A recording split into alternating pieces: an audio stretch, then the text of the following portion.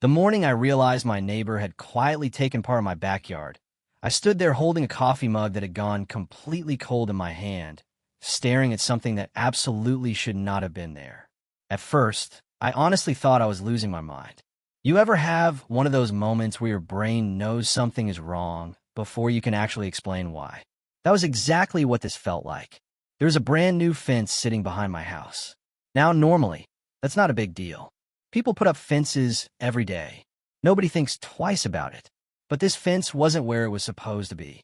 Somehow, without anyone saying a word to me, that fence had appeared several feet inside my property. And what happened after I tried to handle it politely ended up turning into one of the strangest neighbor disputes I've ever experienced. This happened in a small neighborhood outside Lexington, Kentucky. Nothing fancy, just a quiet subdivision built sometime in the late 70s where most people knew each other's dogs before they knew each other's names. I'd lived there for almost 12 years. I bought the house after my divorce. Back then I wasn't looking for anything special. I just wanted peace. Somewhere I could rebuild my life without constantly being reminded of everything that had fallen apart. The house wasn't huge, but it felt like home almost immediately. White brick exterior, a covered porch, a detached garage, and my favorite part, the backyard.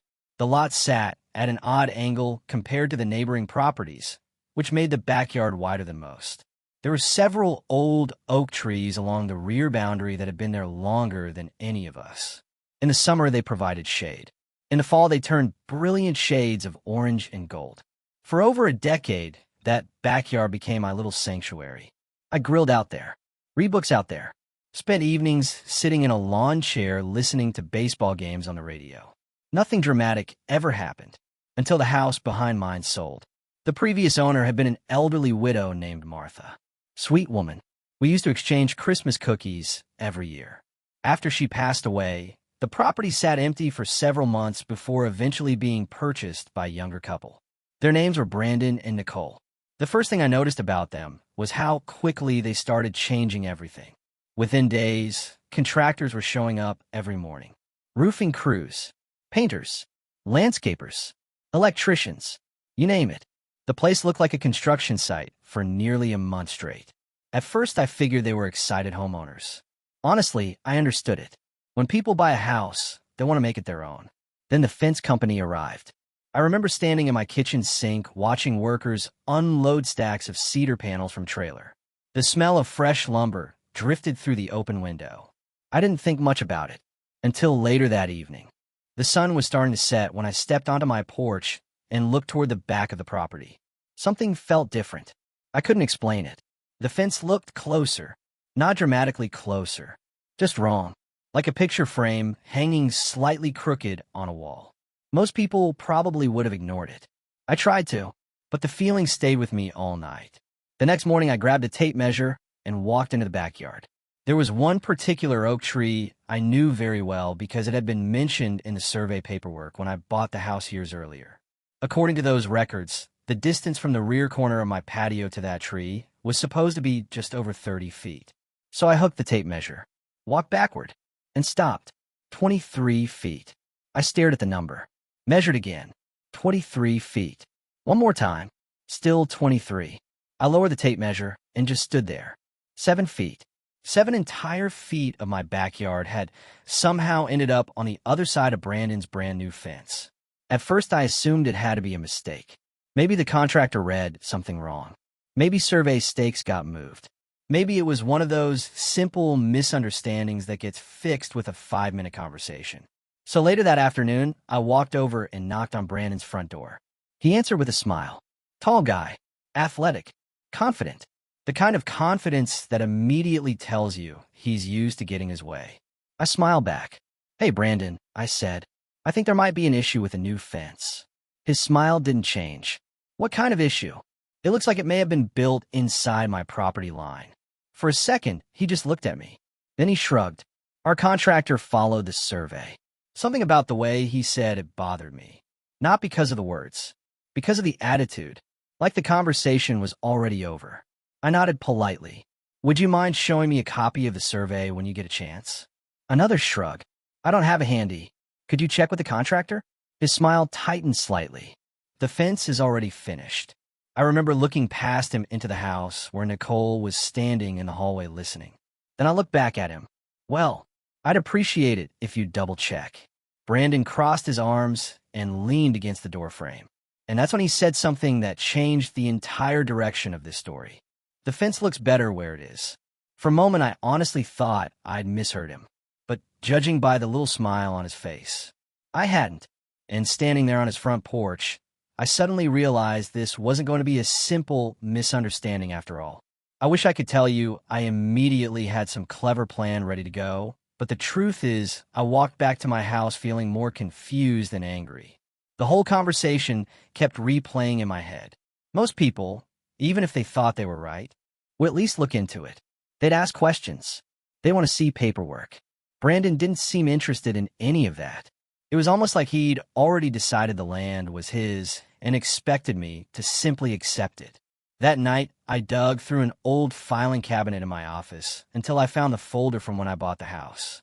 Inside were inspection reports, closing documents, insurance paperwork, and eventually the original survey map. I spread everything across the dining room table. The measurements looked exactly the way I remembered. The property line ran along the old oak trees, not 7 feet in front of them, not even close. The next morning, I made a phone call. 3 days later, a professional surveyor named Dennis pulled into my driveway. Dennis looked exactly like the kind of guy you'd trust with property lines. Gray beard, faded work boots, sun-weathered skin, and the calm confidence of someone who had spent decades settling arguments before they ever reached court. When I explained the situation, he chuckled softly. You'd be amazed how often this happens. That bad. Worse. He loaded his equipment into the backyard and spent the next several hours measuring everything. Tripods, laser levels, metal detectors searching for buried markers, county records, GPS equipment. The whole process was far more involved than I expected. Meanwhile, Brandon and Nicole watched from their deck for most of the morning. Neither of them came over. Neither of them asked questions. They simply stood there observing like spectators at a sporting event. Around lunchtime, Dennis finally walked toward me holding a clipboard. I could tell by his expression he already knew the answer. So, I asked. He nodded toward the fence. You were right. My stomach tightened. How far? Dennis glanced at his notes. Just under 7 feet. I let out a slow breath. Even though I'd expected it, hearing an expert confirm it felt different. Real. Official. Undeniable. Then Dennis did something that immediately caught Brandon's attention. He pulled a bundle of bright orange survey flags from his truck. One by one, he planted them along the actual property boundary. The line stretched across the backyard like a bright orange arrow pointing directly at the problem. Every single flag landed several feet inside Brandon's fenced yard. I watched Brandon's expression change from confidence to discomfort. For the first time since this began, he didn't look quite so sure of himself. Dennis finished marking the line and stepped back. Textbook encroachment. That was the exact phrase he used. Textbook encroachment. I took photos from every angle imaginable. The flags, the fence, the measurements, everything. Later that evening, I sent Brandon a polite email. No threats, no accusations, just facts. I attached the survey report and wrote that I'd appreciate discussing options for relocating the fence to the correct boundary. Then I waited and waited and waited. Nothing. 3 days passed. No response. A week passed. Still nothing. Eventually, I walked back over to his house. This time, Nicole answered. She looked uncomfortable the moment she saw me. Not angry. Not hostile. Just uncomfortable. Like someone who already knew exactly why I was standing there. Hi, she said quietly. Hey, is Brandon around? She hesitated before calling him. A few moments later, he appeared in the hallway. Same posture. Same confidence. Same irritating little half smile. I asked if he'd seen the survey. Oh yeah. That was his entire response. Oh yeah. I stood there waiting for the rest. It never came. Finally, I asked directly, what do you want to do about the fence? Brandon rubbed the back of his neck. Honestly, moving it would cost a lot. I stared at him. He continued. The company already finished everything. The posts are set. Concrete's poured. I waited again. Then came the sentence. The sentence that pushed me from frustrated into genuinely angry. You still have plenty of yard. For a second, I thought he was joking. He wasn't. I remember blinking at him, trying to process what I'd just heard. Are you seriously suggesting I give you 7 feet of my property? He shrugged. The same shrug. Always that shrug. These things happen. I don't know why that sentence bothered me so much. Maybe because it wasn't true. This didn't happen. He made it happen. There was a difference. I looked at him for a long moment. Then I nodded. Okay. That's all I said. Okay. And I walked away. The entire walk back to my house, I could feel that slow kind of anger building. Not explosive anger. The dangerous kind. The quiet kind that makes you think carefully. That evening, I opened the county property records online. I zoomed in on parcel maps. Read local ordinances. Checked zoning regulations. Hours passed. Then I found something interesting. Very interesting. The land behind Brandon's fence still belonged to me. Legally. Completely. The fence changed nothing. And according to local regulations, property owners were permitted to install approved landscaping improvements on their own land, even if access happened to be inconvenient for neighboring properties. I leaned back in my chair. Then I started smiling. The next day, I called a landscaping contractor named Victor. Victor had done work throughout the neighborhood for years. Good guy. Practical guy. The kind of guy who understood exactly what people meant without requiring a long explanation. When he arrived, we walked along the fence line together. He looked at the survey flags, looked at the fence, looked back at me, then let out a low whistle. That's bold. That's one word for it. Victor laughed. So what's the plan? I pointed toward the strip of land trapped inside Brandon's fence. I want to build something. What kind of something? Large planter boxes. He raised an eyebrow. How large? Big enough that nobody can ignore them. A slow grin spread across his face. Now he was interested. What are we planting? I looked toward Brandon's deck, toward his expensive landscaping, toward the view he clearly valued so much. Then I answered, Arborvitae. Victor started laughing immediately. Not because it was illegal, not because it was destructive, because he understood exactly what mature arborvitae trees eventually become. A living privacy wall. Tall, dense, beautiful, and completely legal. That's cold, he said. I prefer strategic. For the next 20 minutes, we discussed dimensions, soil depth, irrigation, support structures, and growth rates. By the time Victor left, the plan was finalized. The following Monday morning, 2 landscaping trucks arrived in front of my house. Workers unloaded lumber, steel brackets, bags of soil, tools. And right on schedule, Brandon stepped outside. At first he looked confused, then concerned, then visibly nervous. The moment he saw workers carrying materials toward the fenced area, he headed straight across the yard. What are you doing? He asked. Victor didn't even look up. You'll have to ask the property owner. Brandon turned toward me. You walked over calmly. We're installing landscaping. His eyes narrowed. Back there. Yep. You can't build things in my yard. I pointed toward the survey flags that were still clearly visible. It's not your yard. For the first time since this entire situation started, Brandon didn't have a quick comeback. He simply stood there staring at the markers, then at the workers, then back at me. And I could almost see the realization beginning to settle in. Because whether he liked it or not, the land he'd decided to keep was about to become something very different. For the next 2 days, Victor's crew worked steadily along that narrow strip of land. Nothing flashy, nothing dramatic, just methodical professional work. Heavy cedar planter boxes were assembled on site. Reinforced corners, thick lumber, deep soil beds designed to support mature root systems for years to come. Every few hours, I'd step outside with a cup of coffee and watch the progress. And almost every time I looked toward the back of Brandon's property, he was standing there too, watching. Not saying much, just watching. By the second afternoon, the planters stretched nearly the entire length of the disputed area. Then came the trees. The arborvitae arrived on a flatbed trailer. At first, they didn't look particularly intimidating. They stood maybe 6 feet tall, healthy and green, evenly spaced along the row.